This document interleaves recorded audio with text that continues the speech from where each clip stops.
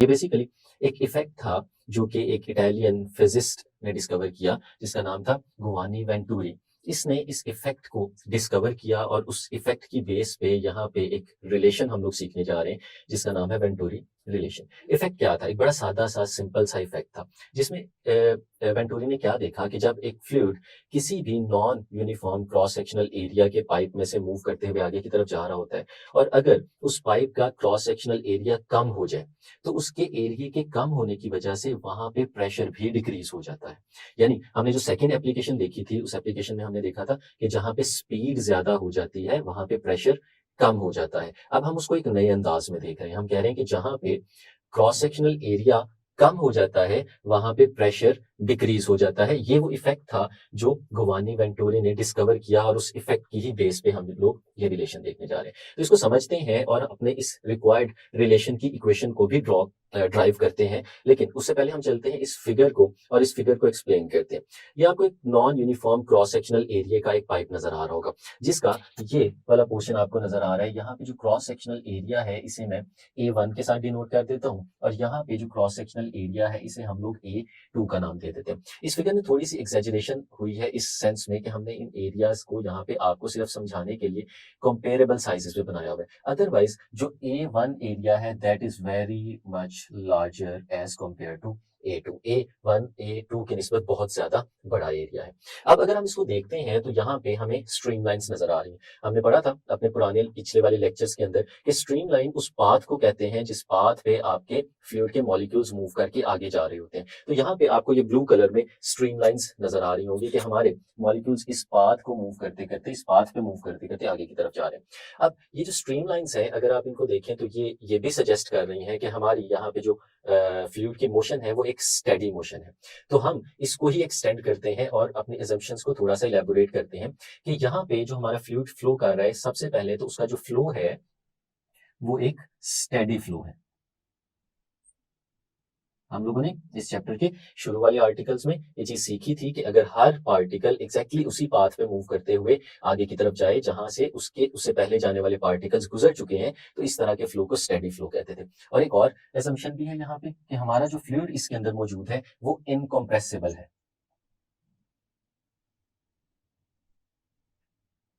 यानी incompressible fluid है। हमें पता है कि इनकम्प्रेसिबल फ्लूइड उस फ्लूइड को कहते हैं जिसकी डेंसिटी में चेंज नहीं आ रहा होता, जिसकी डेंसिटी नहीं बदल रही होती। तो यहाँ पे ये इनकम्प्रेसिबल फ्लूइड भी है। और जो तीसरी एजम्पशन है यहाँ पे हमारा ये जो फ्लूइड है ये नॉन विस्कस भी है।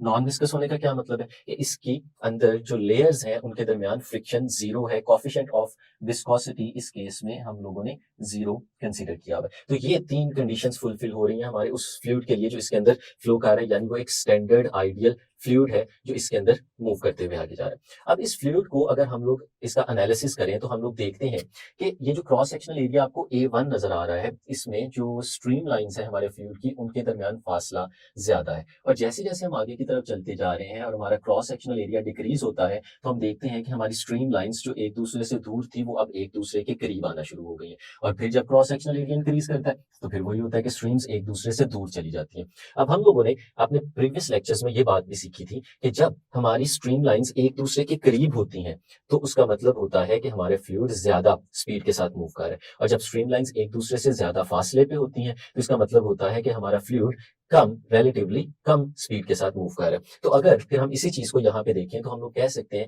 कि हमारी स्पीड A1 और A2 इन दोनों जगहों पे डिफरेंट होगी। जो A1 पे हमारे फ्लूइड की आगे की तरफ मूव करने की स्पीड है हम उसे V1 का नाम दे देते हैं कि हमारा फ्लूइड V1 की स्पीड से इस डायरेक्शन में मूव कर रहा है। और यहाँ पे जो हमारे फ्लूइड की स्पीड है चूंकि स्ट्रीमलाइंस रिलेटिवली एक दूसरे के करीब है तो यहाँ पे जो हमारी स्पीड है हम उसे नाम दे देते हैं V2 का। और ये V2 जो है वो V1 की निस्बत ज्यादा होगी। कितनी ज्यादा होगी उसको भी अभी थोड़ी देर में देख लेते हैं। लेकिन ये जो चीज मैंने अभी यहाँ आपको बताई है ये तो एग्जैक्टली वही चीज है जो हम लोग पीछे डराइव भी कर चुके हैं और बड़ी डिटेल में डिस्कस भी कर चुके हैं। यानी इक्वेशन ऑफ कंटिन्यूटी हमने देखा था इक्वेशन ऑफ कंटिन्यूटी में कि the product of area cross sectional area and the speed remains constant. हमारे पास एरिया और स्पीड का जो प्रोडक्ट होता है वो हमेशा कांस्टेंट रहता है। और उस कांस्टेंट का मतलब क्या होता है कि A V is equal to constant, और इस कांस्टेंट का मतलब ये है कि speed is inversely proportional to area. अगर हम इक्वल को हटा दें और कांस्टेंट को रिमूव कर दें तो हमारे पास ये रिलेशन आ जाता है। यही तो थी हमारे पास इक्वेशन ऑफ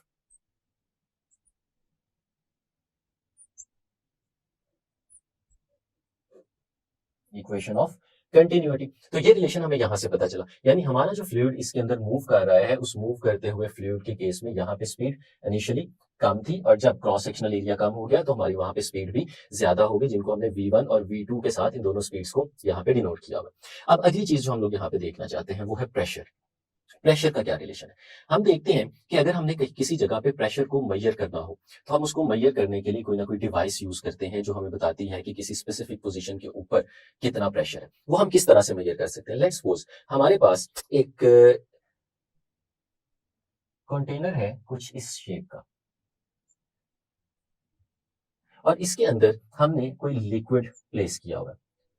वो लिक्विड मरकरी भी हो सकता है या कोई भी और लिक्विड हो सकता है। अब हम अगर यहाँ पे प्रेशर एक्सर्ट करते हैं इस एंड के ऊपर और इस एंड के ऊपर भी प्रेशर एक्सर्ट करते हैं, अगर इन दोनों एंड्स पे एक्सर्ट होने वाला प्रेशर, जिनको मैं नाम दे रहा हूँ यहाँ पे P1 और P2, अगर ये प्रेशर्स के दरमियान थोड़ा सा डिफरेंस हुआ तो उससे क्या होगा? उससे ये होगा कि if P1 is greater than P2, अगर P1 जो है वो P2 से बड़ा हुआ, ज्यादा हुआ, तो क्या होगा कि ये वाला एंड जो आपको नजर आ रहा है, इस एंड पे ज्यादा प्रेशर पड़ने की वजह से हमारा ये वाला फ्लूइड जो इस एंड पे मौजूद है ये नीचे की तरफ चला जाएगा, और जो दूसरे एंड पे हमारे फ्लूइड का लेवल है वो राइज करके ऊपर की तरफ आ जाएगा। और अगर यही काम ऑपोजिट डायरेक्शन में हो जाए कि अगर P2 ज्यादा हो जाए और P1 कम हो जाए तो फिर क्या होगा? P2 प्रेशर की वजह से हमारे राइट साइड पे मौजूद इस लिक्विड का लेवल नीचे चला जाएगा, और यहाँ पे जो लिक्विड होगा उसका लेवल राइज करके ऊपर की तरफ आ जाएगा। तो ये इफेक्ट हमें यहाँ पे नजर आएगा। अब उसी चीज को हम लोगों ने यहाँ पे भी अप्लाई किया। अगर आप देखते हैं तो हमने जो क्रॉस सेक्शनल एरियाज डिफरेंट थे A1 और A2, उन दोनों डिफरेंट क्रॉस सेक्शनल एरियाज को एक पाइप के साथ कनेक्ट कर दिया, और उस पाइप के अंदर हम लोगों ने एक फ्लूइड डाल दिया, और वो फ्लूइड क्या करेगा? वो बताएगा कि हमें प्रेशर के डिफरेंस की वजह से अपने लेवल को चेंज करके। अब अगर इस जगह पे हम देखते हैं तो हमारा जो फ्लूइड यहाँ पे मौजूद था उसका लेवल डिक्रीज करते हुए नीचे आ चुका है as compare to the fluid that is on the A2। जो A2 के साथ डायरेक्टली कांटेक्ट में आ रहा है वहां पे हमारे फ्लूइड का लेवल राइज करके ऊपर की तरफ चला गया हुआ है, और यहाँ पे हमारे फ्लूइड का लेवल राइज कर ड्रॉप करके नीचे की तरफ आ गया हुआ है। अब इसका क्या मतलब है? इसका तो बड़ा सादा सा मतलब नजर आ रहा है कि इस जगह पे प्रेशर ज्यादा हो चुका था और इस जगह पे प्रेशर कम हो चुका था। और हम लोगों ने ये रिलेशन देखा था अपने प्रीवियस लेक्चर में कि हमने कहा जहां पे स्पीड ज्यादा हो जाती है वहां पे प्रेशर कम हो जाता है। तो हम यहाँ पे देख सकते हैं कि A2 वो क्रॉस सेक्शनल एरिया है जहां पे हमारी स्पीड ज्यादा हो गई थी, और स्पीड के ज्यादा होने की वजह से हम लोग यहाँ पे देख सकते हैं कि हमारा प्रेशर कम हुआ और हमारा लिक्विड राइज करके ऊपर चला गया।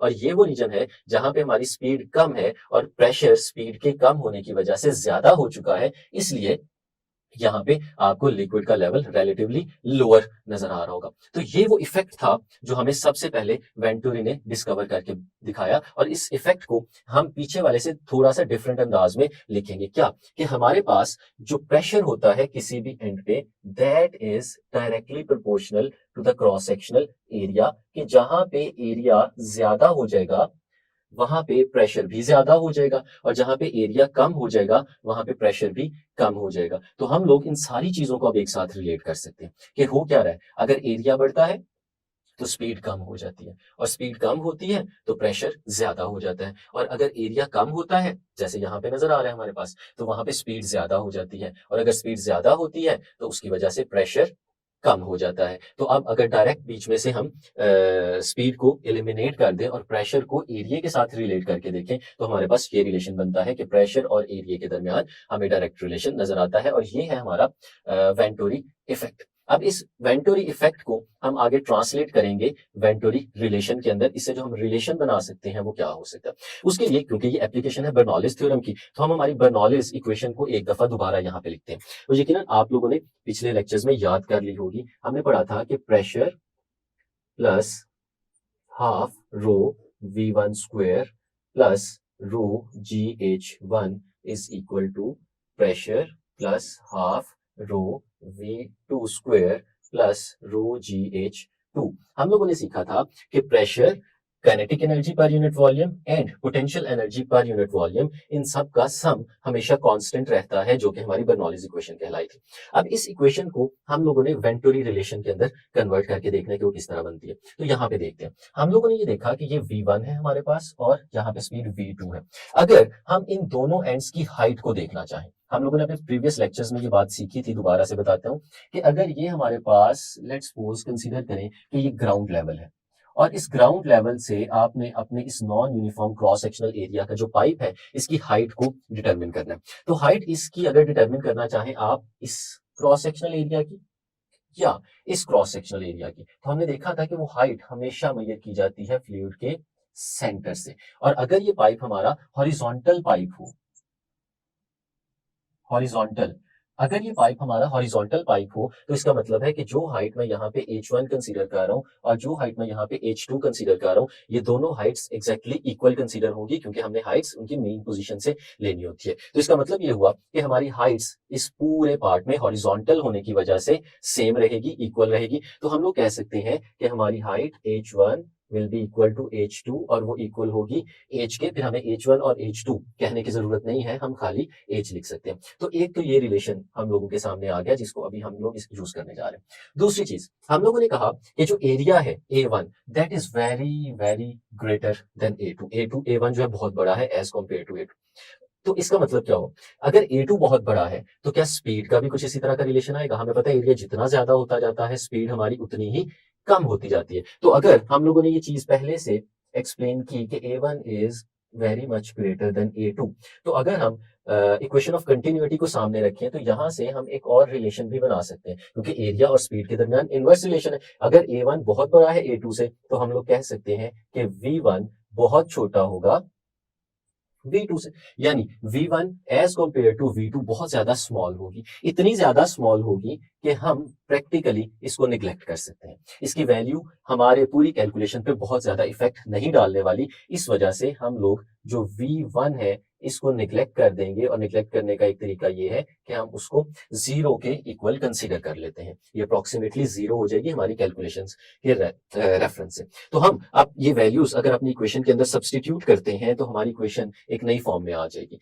सबसे पहले प्रेशर लिखा हुआ है, प्रेशर को हम बिल्कुल इसी तरह से लिखा रहने देंगे, P1 ऐसे ही लिखा रहेगा, प्लस हमारे पास लिखा हुआ है half row and V1 square, और V1 को हम लोगों ने यहाँ पे जीरो कंसीडर किया हुआ है, हम इसका स्क्वायर ले लेते हैं, प्लस रो G H1। लेकिन हमने कहा H1 और H2 इक्वल हैं, इसलिए हमने H1 या H2 लिखने की बजाय सिर्फ H लिख दिया। इसी तरह राइट साइड पे P2 plus half rho V2 square plus रो G और H, इस तरह का एक रिलेशन आ जाएगा। अब इस इक्वेशन में देखें कुछ टर्म्स जो है वो रिमूव हो सकती है। कैसे? ये तो जीरो है और जीरो से जब ये पूरा फैक्टर मल्टीप्लाई होगा तो ये सारे का सारा फैक्टर हमारा जीरो हो जाएगा। यहाँ पे अगर हम लोग देखते हैं तो रो GH लिखा हुआ है, यहाँ पे भी रो GH लिखा हुआ है, इक्वेशंस की दो साइड्स पे लिखे हुए हैं, तो ये दोनों भी एक दूसरे के साथ कैंसिल आउट हो जाएंगे। तो हमारे पास ये तीन टर्म्स जो हम लोगों ने यहाँ पे मार्क की हैं, ये तीनों टर्म्स हमारी इस इक्वेशन में से एलिमिनेट हो जाएंगी, और जो बाकी टर्म्स बचेंगी वो मैं यहाँ पे लिखता हूँ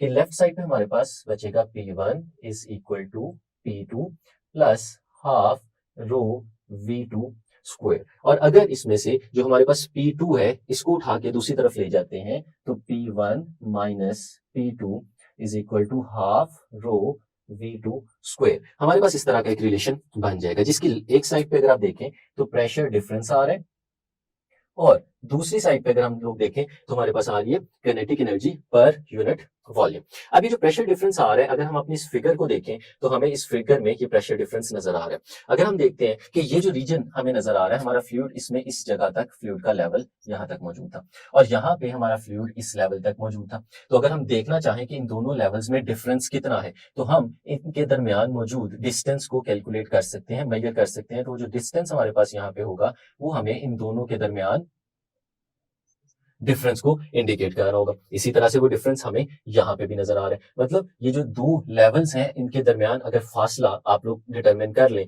तो आपने प्रेशर का डिफरेंस मेजर कर लिया। तो हम लोग इस प्रेशर के डिफरेंस को यहाँ पे इस्तेमाल कर सकते हैं अगर हमें जरूरत पड़े।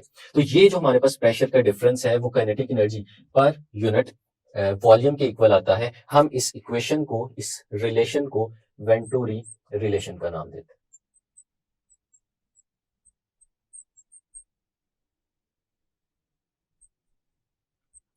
तो ये इक्वेशन हमारी वेंटोरी रिलेशन कहलाती है। अब दो चीजों में फर्क हमें पता होना चाहिए। मैंने पहले आपको समझाया कि वेंटोरी इफेक्ट क्या है और उस इफेक्ट को यूज करते हुए हम लोगों ने ये इक्वेशन ड्राइव की, जिस इक्वेशन को हम लोग नाम दे रहे हैं वेंटोरी रिलेशन। इफेक्ट क्या है कि pressure and area are directly related to each other. जैसे जैसे प्रेशर बढ़ता जाएगा वैसे वैसे जैसे जैसे एरिया बढ़ता जाएगा वैसे वैसे आपका प्रेशर बढ़ता जाएगा, जैसे जैसे एरिया कम होता जाएगा वैसे वैसे आपका प्रेशर कम होता जाएगा। और फिर उसको यूज करते हुए एक हॉरिजॉन्टल पाइप के लिए जब हम ये रिलेशन बना लेंगे तो इस रिलेशन को हम लोग नाम देंगे वेंटोरी रिलेशन। अब इस वेंटोरी रिलेशन में क्या खास बात है हमें ये भी देखना चाहिए, और वो खास बात बताएगी हमें इसकी एक बड़ी खास एप्लीकेशन। वेंटोरी रिलेशन की जो सबसे ज्यादा यूज होने वाली एप्लीकेशन है वो है स्पीड को मेजर करना। वेंटोरी रिलेशन को यूज करते हुए हम स्पीड ऑफ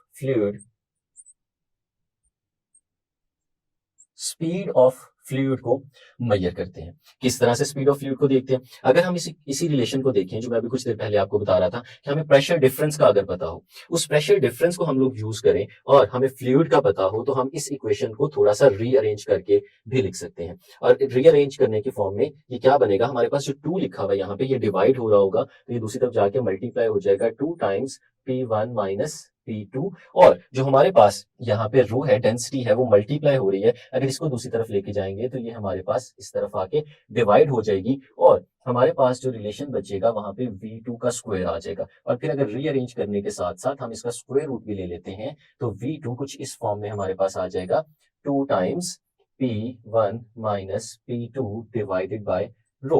तो इस रिलेशन को जो यहाँ पे इस वक्त आपके सामने नजर आ रहा है, इस रिलेशन को यूज करते हुए हम फ्लो करते हुए फ्लूइड की स्पीड को फाइंड आउट कर सकते हैं। तो हमारे पास ये इसकी एप्लीकेशन है वेंटोरी रिलेशन की, कि इस एप्लीकेशन को यूज करते हुए हम speed of fluid find out करते हैं। और जिस डिवाइस को यूज करते हैं स्पीड को फाइंड आउट करने के लिए, हम उस डिवाइस को नाम देते हैं वेंटोरी मीटर। तो स्टूडेंट्स ये बहुत इंपॉर्टेंट इंफॉर्मेशन है जो एमसीक्यूज के हवाले से बड़ी ज्यादा अहमियत रखती है। पूछा जाता है इसका कि वेंटोरी मीटर क्या होता है, तो हमें पता होना चाहिए कि वेंटोरी मीटर एक ऐसी डिवाइस है जो स्पीड ऑफ फ्लूइड को मेजर करने के लिए यूज की जाती है। इसमें एक कंफ्यूजन आ जाती है क्योंकि वेंटोरी रिलेशन जो है ये बेसिकली प्रेशर और एरिया का रिलेशन है। तो अक्सर स्टूडेंट गलती कर जाते हैं, वो इसको वेंटोरी मीटर को प्रेशर के साथ रिलेट कर देते हैं। हालांकि वेंटोरी मीटर प्रेशर मेजर करने की डिवाइस नहीं है, बल्कि ये एक ऐसी डिवाइस है जो स्पीड ऑफ फ्लूइड उसको मेजर करने के लिए